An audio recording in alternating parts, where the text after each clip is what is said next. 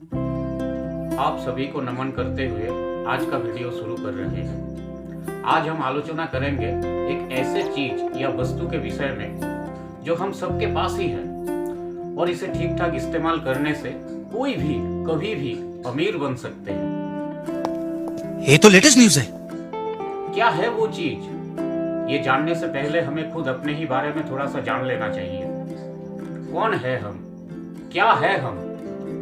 अरे कहना क्या चाहते हो? हम सब एक विशाल पावर या शक्ति को अलग अलग धर्म का हिसाब से कोई भगवान, कोई अल्लाह, कोई गॉड तो कोई अलग नाम से जानते हैं और मानते हैं। यही शक्ति तथा ईश्वर ये धरती, ये सौर मंडल तथा ये सृष्टि बनाया है। अरे हाँ भाई हाँ। और इस सृष्टि में बहुत सारा खूबसूरत चीजों के साथ साथ हम जैसा दुर्गंध युक्त इंसान बनाया है या मनुष्य बनाया है।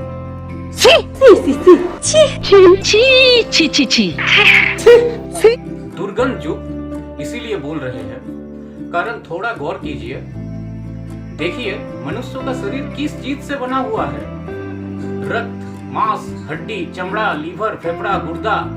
कोई भी चीज क्या खुशबूदार है? नहीं, सब दुर्गंध से भरा हुआ चीज है।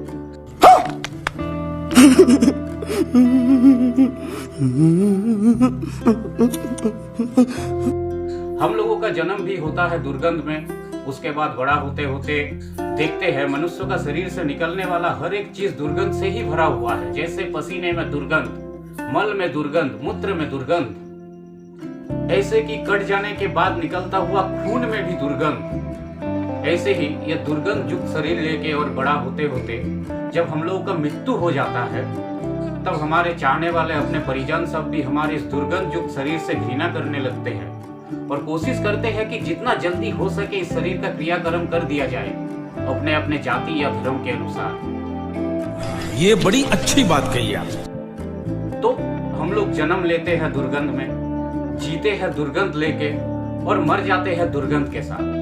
तो जाहिर सा बात है कि इस दुर्गंध का प्रभाव हमारे सोच विचार में भी पड़ेगा और उसे नीच बनाएगा। सही पकड़े हैं। जैसे कोई भी सड़ा हुआ घाव वाला मनुष्य को देख के हम लोग उससे दूर हट जाते हैं। कोई बीमार व्यक्ति अगर उल्टी कर दे तो वहां से कूद के भागते हैं। एक्सीडेंट के बाद खून से लथपथ मनुष्यों को देख के भी सहायता नहीं करते हैं।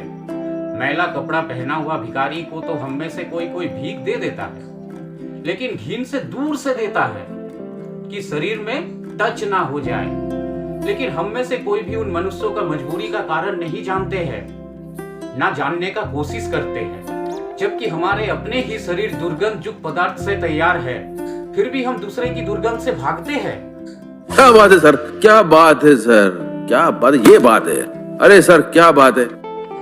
यही सामाजिक नीति का कारण से हम लोगों का सोच बचपन से ही इतना नीच और स्वार्थी हो जाता है कि हम लोग स्कूल में ही एक दूसरे से भेदभाव करने लगते हैं। कॉलेज में प्रेम का नाम से लड़ते झगड़ते हैं। कारोबार में दूसरे को गिराने का प्रयास करते हैं। किसी को सहायता करने का इच्छा नहीं होता है। ऐसे कि गिना चुना कुछ परिजन छोड़ के दूसरा किसी को पसंद भी नहीं करते हैं। चल बस, रुलाएगा क्या? और ऐसा स्वार्थी सोच का और एक कारण है पैसा। सांसारिक मनुष्य सोचते हैं कि अपना ही गुजारा नहीं होता है तो दूसरों का सहायता कैसे करेंगे।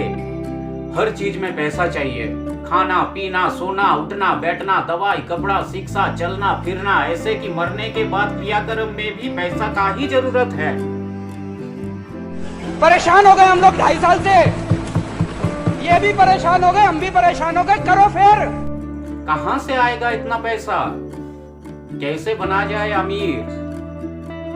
पहले ही बताए थे कि ईश्वर ने एक अनमोल चीज हम सबको प्रदान किया है, वो है हमारा मन।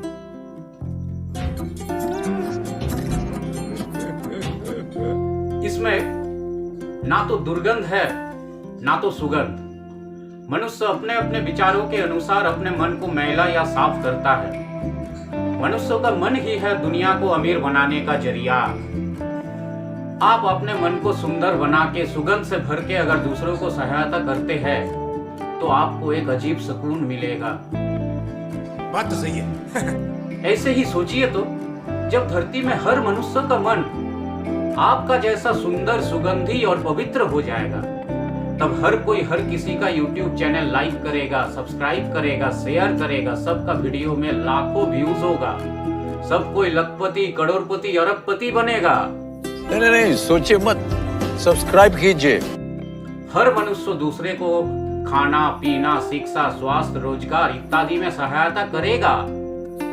क्या तब इस धरती में कोई गरीब रहेगा? नहीं, सब कोई अमीर बन जाएगा। ईश्वर का दिया हुआ आशीर्वाद स्वरूप इस मन को अगर हम निर्मल, स्वच्छ, सुगंधी और सुंदर बना पाते हैं तो ये पूरा संसार अमीर बनेगा, मन से भी और धन से भी।